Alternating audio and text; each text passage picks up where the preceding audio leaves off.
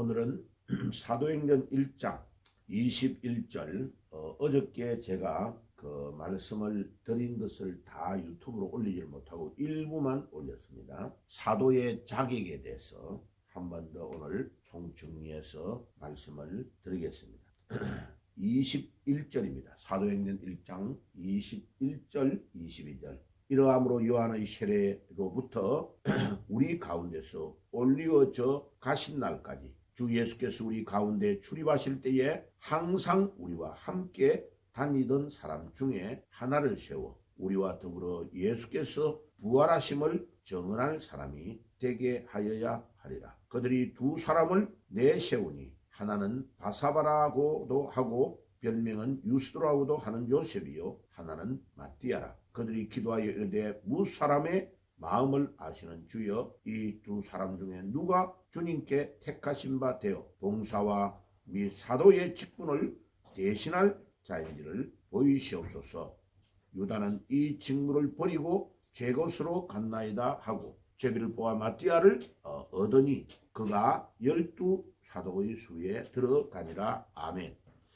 자, 말씀을 드린 대로 지금 어저께 다 올리지를 못해서 한번 총정리를 하겠습니다. 자, 사도의 자격은 크게 한 6가지 혹은 7가지로 정리를 할 수 있습니다.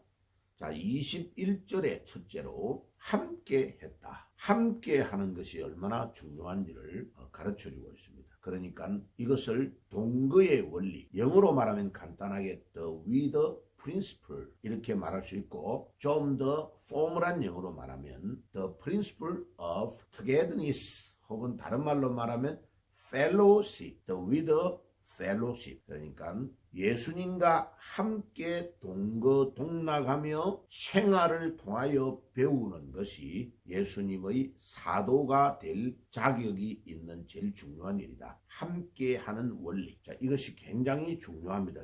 두 번째로는 22절에 부활의 정인이 돼야 된다. 우리 예수님의 제자들이 예수님이 십자가에 못 박힐 때에도 예수님이 미리 예고한 이야기를 다 들었는데도 실제로 그 일이 일어나서 예수님이 우리 죄를 위해 십자가에 못 박히고 돌아가시니까 다 끝났다고 생각한 거죠. 그리고 지금도 마찬가지 아닙니까? 사람들이 죽었다 하면 그 사람은 끝난 거다 이렇게 생각하자는 거죠. 그런데 놀라운 것은 우리 기독교는 부활이 있다는 겁니다. 예수님이 우리 죄를 위해 십자가에 피 흘려 돌아가신 거로 끝난 것이 아니고 예수님 생애의 가장 절정의 사건이 부활이라는 겁니다. 부활.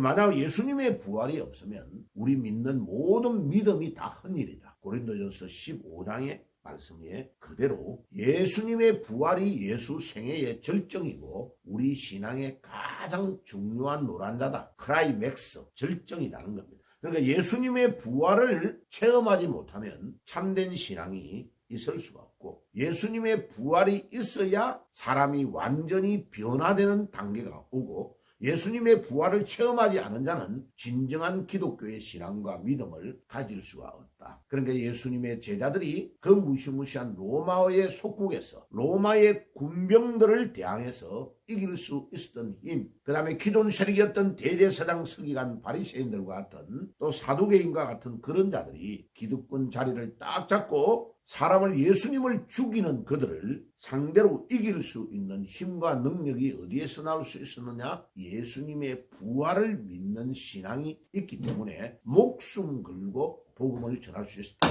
자, 우리 기독교의 신앙의 핵심은 부활의 신앙이다. 부활이 없는 것, 부활의 체험이 없는 자는 진정한 변화도 일어날 수 없고 부활의 신앙이 없는 자는 진정한 복음을 전할 수가 없다. 사도가 되려면 부활의 정인이 되어야 된다. 이 정인이 된다는 말은 이 위트니스, 정인이 된다는 말은 목숨 걸고 전한다는 의미가 헬라어 단어 마르투스라는 단어에 포함되어 있는 겁니다. 우리는 예수님의 정인입니다. 목숨 걸고 예수님의 복음을 전하면 놀라운 일이 일어나게 되는 것입니다. 그 다음에 세 번째로 유스도와 마띠아 두 명 중에 한 명을 왜 꼭 뽑아내는가? 자, 그거는 어저께 설명을 못 드렸는데 공개성과 검증의 단계를 보여주는 것이다. 다른 말로 말하면 예수님의 사도를 제자의 자격, 사도의 자격을 있는 사람을 뽑아내는데 엄밀하게 누구누구와 연결돼 가지고 그냥 이렇게 사바사바 해가지고 뒷공무니로 임명을 하는 것이 아니고 모든 성도들, 모든 교인들이 다 보는 데서도 저 사람은 사도의 자격이 있다 하는 것을 공개적으로 드러내어서 예수님의 제자를 뽑았다. 이거는 굉장히 중요한 것을 우리에게 내포하고 있습니다. 그리고 조금도 뒷거래가 없었다. 요즘 타락된 교회의 현상에서 장로님, 권사님, 장립집사님 이런 사람을 세울 때에 돈 받고 세우는 교회들이 있는데 절대로 초대교회는 그렇게 하지 않았다. 사도행전 6장의 서대반 같은 7 집사를 뽑을 때도 그렇게 하지 않았다는 겁니다. 공개적이고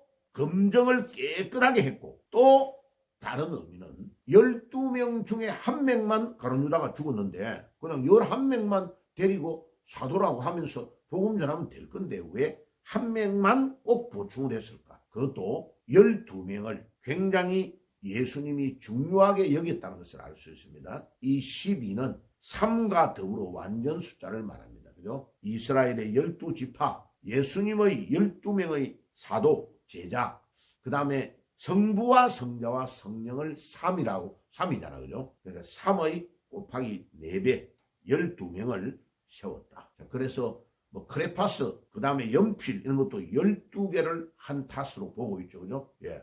군대에서 가면 보통 12명을 한 분대로 또 운영하는 것도 성경의 영향이 많지 않을까라는 생각을 합니다. 단정할 수는 없지만은. 그런데 예수님은 분명하게 12명을 중요하게 여겼다는 것을 압니다. 그러니까 제자들이 이렇게 공개적으로 검증을 하며 제자를 뽑는 것을 우리는 사도행전 1장 23절에서 볼 수 있습니다. 그 다음에 5번째, 예수님의 사도의 자격을 위하여 2명 중에 1명을 뽑는데 24절에 보면 그들이 기도하여 이르되 모든 사람의 마음을 아시는 주여 이 2사람 중에 누가 누구를 택하셨는지 보여주소서. 그래서 2명 중에 1명을 뽑아서 꼭 12명을 만들고 있다는 것을 알 수 있습니다. 그때의 기도를 해가지고 택했다는 겁니다. 사도행전 6장에도 보면 집사 7을 뽑을 때도 사도들이 기도와 말씀에 전무하기 위하여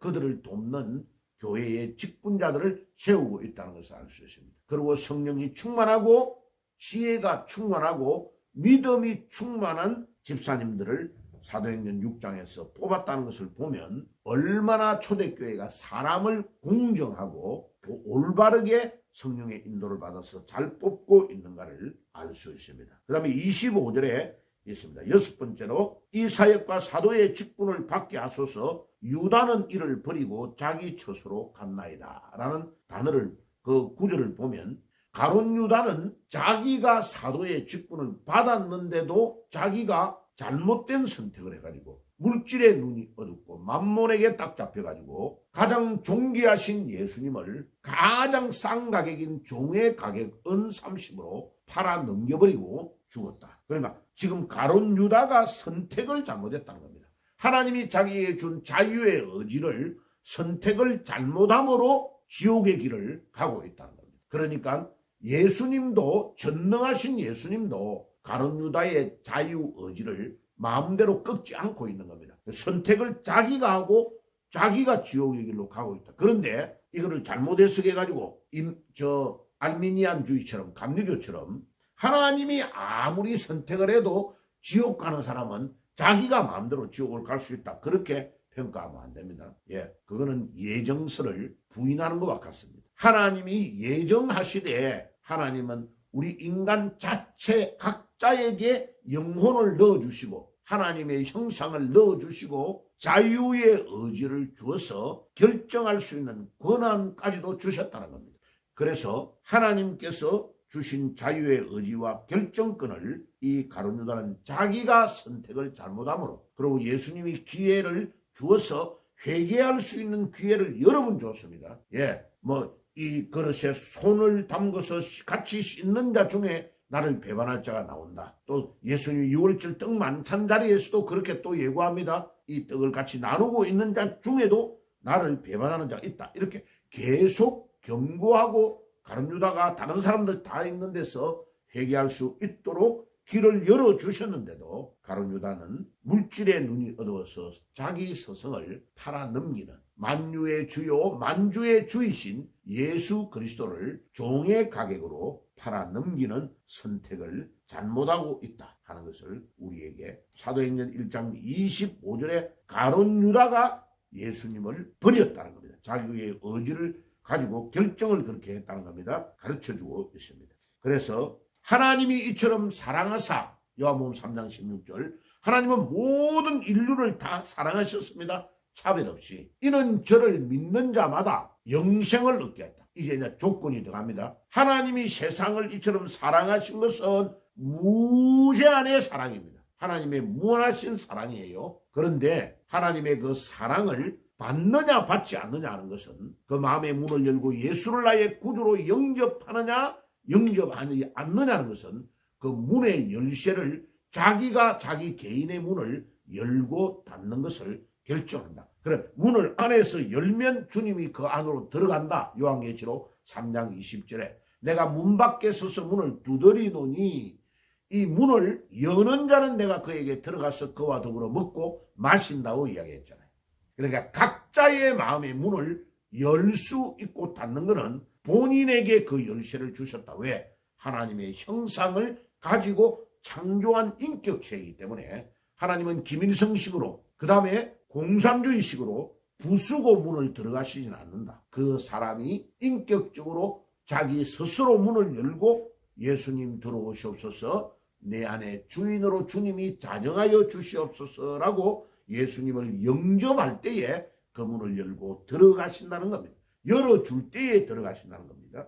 이 선택이 아주 중요합니다. 그 다음에 마지막 1장 26절 그들이 제비를 뽑으니 제비가 마띠아에게 떨어져 그가 11사도와 함께 그 수에 들어갔다고 말합니다. 자, 제비를 안 뽑고 해도 될 건데 제비를 뽑았다. 이 말은 뭐냐면은 인간의 의지와 인간의 결정으로 하는 것이 아니고 하나님이 인도해 주시옵소서 하고 하나님께 모든 절대적인 주권이 있음을 믿고 맡기고 마지막 사도 한 명을 2명 중에서 뽑았다는 겁니다. 그래서 많은 사람들이 알고 있는 가운데서 유서도와 마띠아를 올려놓고 최종적으로 하나님이 선택해 주시옵소서 주님께 모든 주권을 올려놓고 제비를 뽑아서 결정되었다. 이것이 로마서 11장 36절에 모든 만물을 우리 하나님이 창조하셨고 모든 만물이 주로 통하여 나오고 주의 계로 간다고 하는 하나님의 절대적인 주권을 주장하는 로마서 11장 36절의 말씀을 사도들과 초대교회 성도들은 정확하게 인식하고 주님께 맡기고 제비를 뽑아서 최종적으로 선택했다 하는 것을 우리에게 가르쳐 줍니다. 자, 그러면 마지막으로 예수님의 사도의 자격, 또 다른 말로 하면 제자직의 조건, 이것이 한 6가지 혹은 7가지 크게 정리가 됩니다. 그죠? 예. 마지막으로 정리를 하면 21절에 우리와 함께 했다. 동거의 원리를 적용하고 함께 먹고 교제하며 나누었던 펠로십을 하고 함께 있었던 with principle 혹은 the principle of togetherness. 다른 말로 말하면 fellowship. 그 예수님과 교제하고 떡을 떼고 나누고 동거동락했느냐를 첫째로 따졌고 두 번째는 22절에 부활의 증인이 되어야 되고 세 번째 23절에 공정하고 공개적으로 성령의 인도를 받고 사도를 뽑는 단계를 거치고 12명 중에 1명만 보충했다 하는 것도 중요하다는 것을 말씀을 드렸습니다. 그 다음에 24절에 그들이 최종적으로 기도를 하며 성령의 인도를 받았다는 겁니다. 다섯 번째, 선택을 가룟 유다가 하고 죽었다는 것입니다. 그 다음에 그래서 1장 25절에 다섯 번째로 모든 인류의 역사는 선택의 역사다. 하나님이 우리에게 준 기회를 여러 가지 있는 중에 우리가 어떤 선택을 하느냐는 자유의 의지에 책임이 달려 있다는 것을 말해주고 있습니다. 여섯 번째로 우리 하나님의 절대적인 주권에 맡기고 마지막에 제비를 뽑아서 결정했다. 자, 우리는 오늘 이 6가지의 원리를 잘 배웠어. 우리도 예수님의 제자가 되고 예수님의 이 복음을 전하는 사도의 역할을 감당하기 위해서 이 중요한 교훈을 잘 배우며 생활 속에 적용하는 삶을 살아야 되겠습니다.